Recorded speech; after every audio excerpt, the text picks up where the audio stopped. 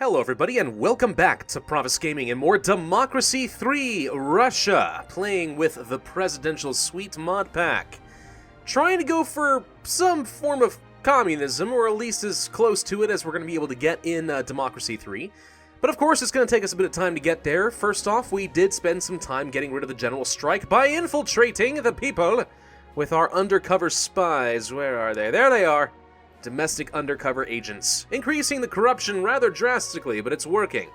Anything that is considered dangerous by the state, including your civil rights protests, will be infiltrated and your people never heard from again. That is what I can promise you in Russia. Well, let's move on into year 2. This is going to be fun, I think. I actually expect this series to go a little bit better than Libertarian Sweden. It's going to have its ups and downs, don't get me wrong. It's going to have some serious problems with it. But, again, Democracy 3 being a game about state control, I mean, I expect the communism stuff to work a little bit better than completely letting the, go of the reins, as before. Antisocial behavior and homelessness is at an end. Good. Poverty, crime, and unemployment are on their way down, but the GDP is still having a lot of trouble right now. Gonna be a bit of a problem. What is this? Ethnic district tour? As racial conflict intensifies in our country, minority and liberal voters invites the leader to the ethnic districts. Voters invite the leader to the ethnic districts, or... yeah, probably about that. This would bring down racial tension, however these visits would increase the risk of assassination and put pressure on the police. Risks can be handled. A leader has press schedule and cannot visit every town and village. Risking assassination? Do we lose right now? Let's try it. Well, I'm not dead. Did it work?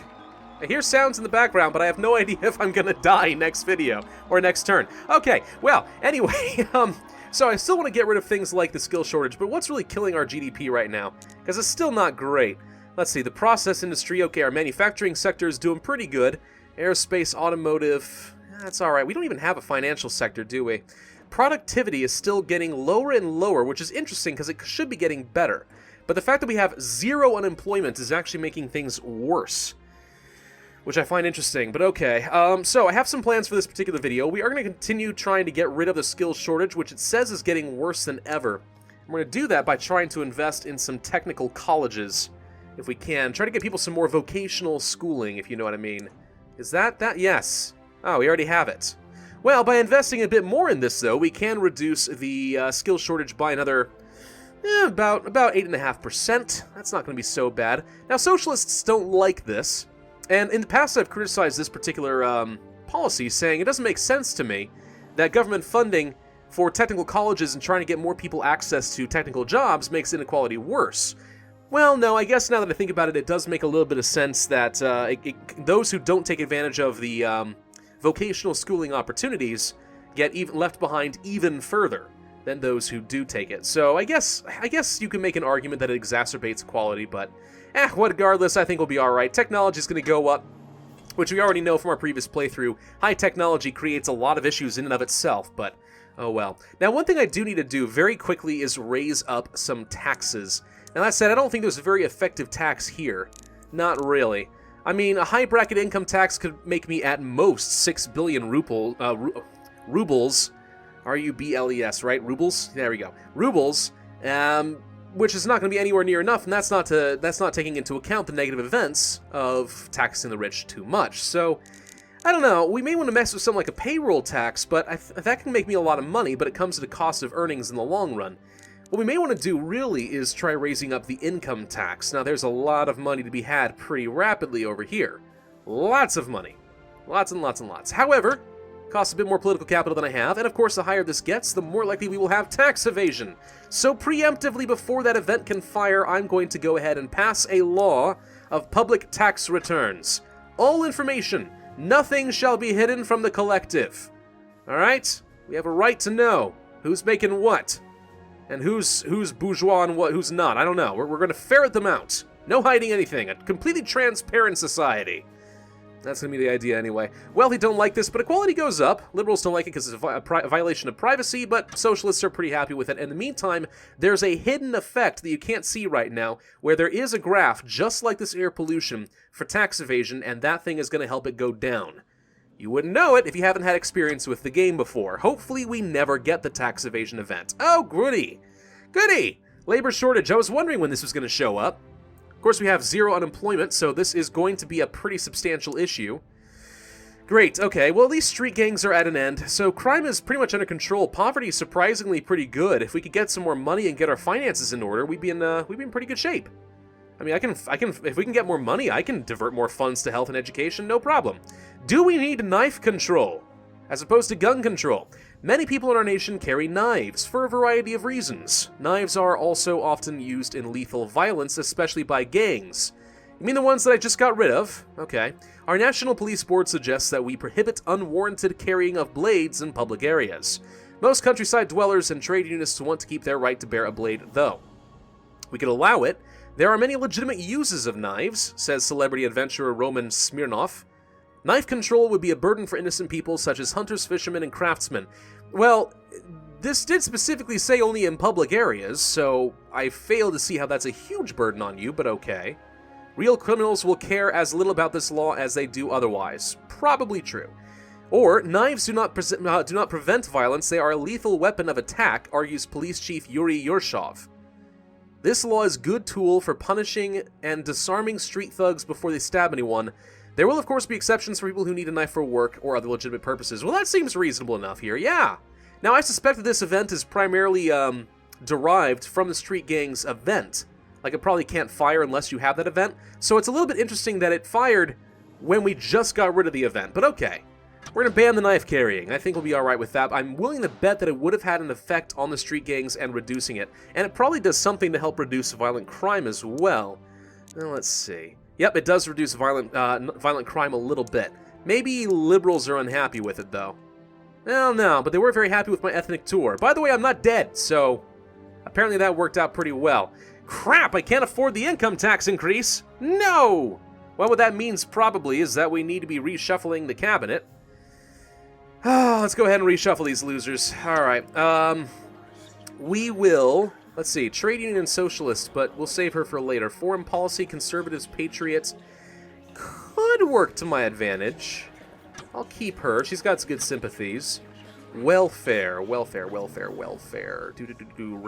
motorists. Liberal parents, no. There's not a lot of welfare ministers here, actually. Parents and patriots. I can work with that one. Economy, trade union, socialists, sure, why not? Tax. Ethnic minorities and conservatives, no. Conservatives and farmers could work for me. Yeah, we'll keep that one. Public services. Socialist trade unionists, sounds perfect. Law and order. Not liberal. Probably not going to be going for liberal in this game. Just guessing. Nope. Religious and conservatives. Well, not going to go for religious, so I'm not thrilled about that. That said, there's really no other option here. Oh, yick!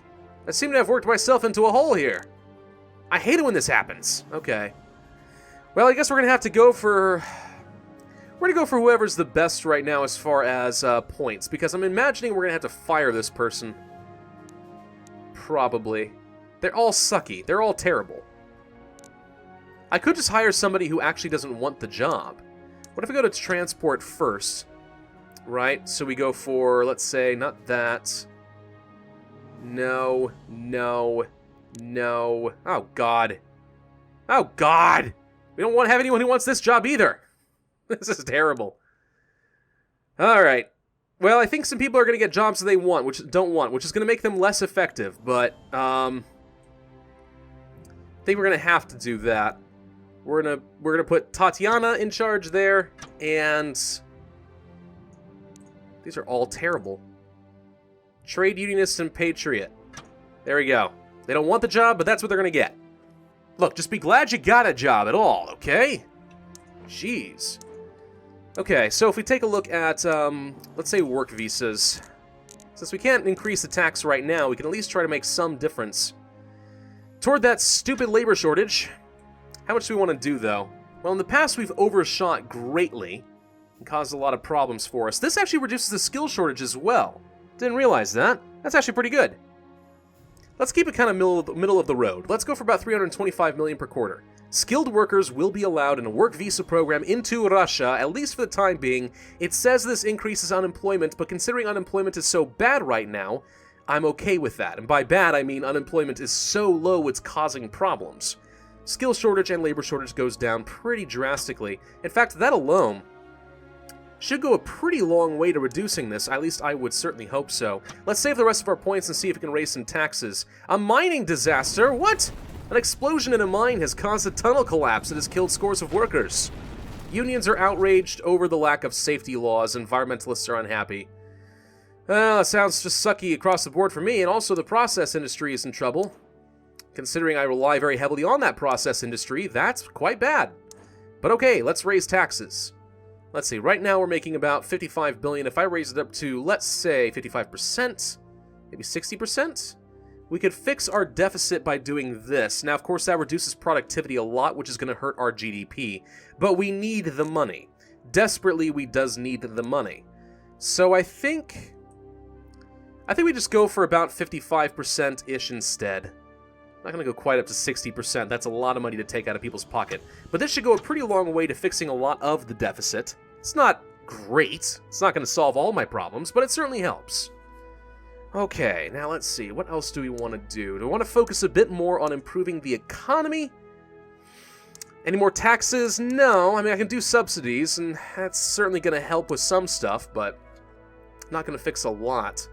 Do we want to do some sort of economic investment like the Rural Development Grant, which only costs about 850 million rubles, which, you know, the political capital is the worst part of this. Otherwise, that's a pretty effective or a pretty acceptable cost for the benefit. How much political capital are we generating? 28? 28, you say? Well, if that is the case, then I think we could afford to go for the health food subsidies, which reduces obesity and tooth decay rather substantially, also greatly improves health by almost 8%, and poor earnings goes up. It's across the board good for us. Definitely like doing something like that. Okay, alright, that's fine. We'll hold on to that. I'm a little worried that I made my earned income tax credit a little bit too high to start us off, but it's going to cost me a ton of money. Oh, okay, the automotive industry is gone. Well, goodbye. That was remarkably short-lived. Okay, goody. Hey, look at this! We've lost the vote. 34% of people intend on voting for me in the next election. Well, what the cram? Where'd this happen? Hang on. Detailed polls. What happened a couple turns ago that turned so much against me? General strike. Do we have a lot of liberal? Oh, there's the problem. Liberalism membership is on the rise because of police brutality. Also improving education. Great. Great.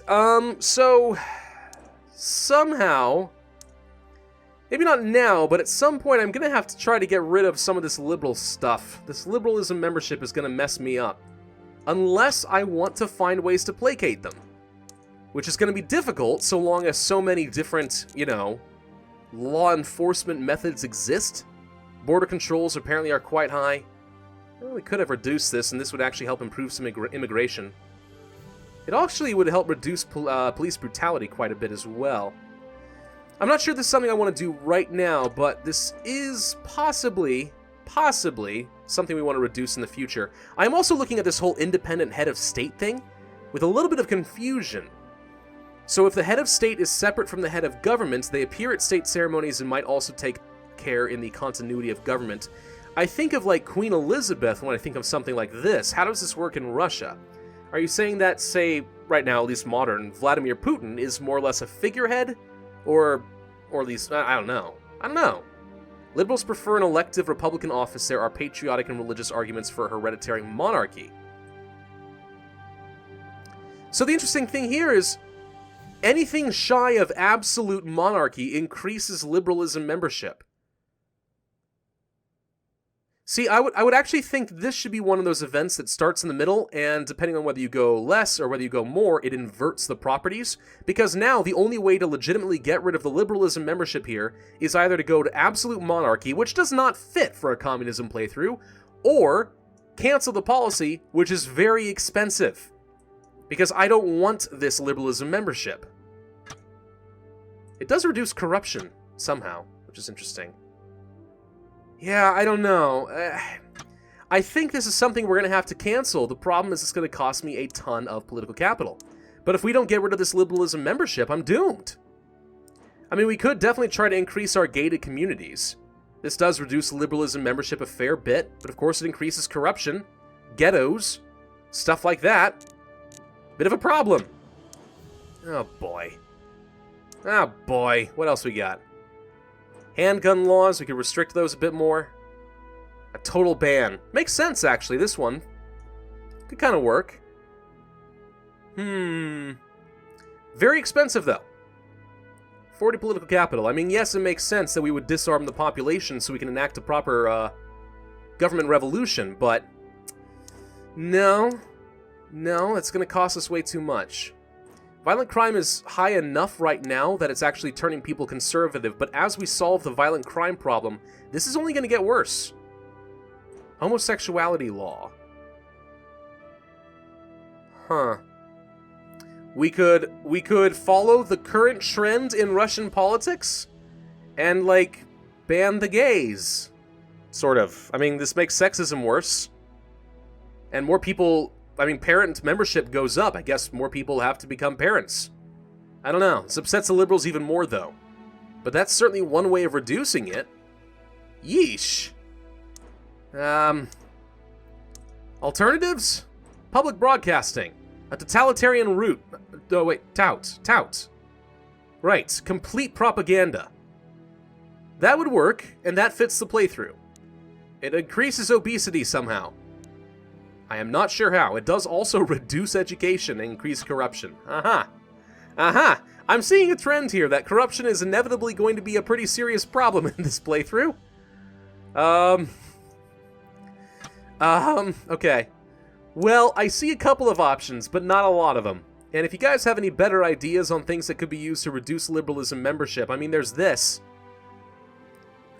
But, I don't know.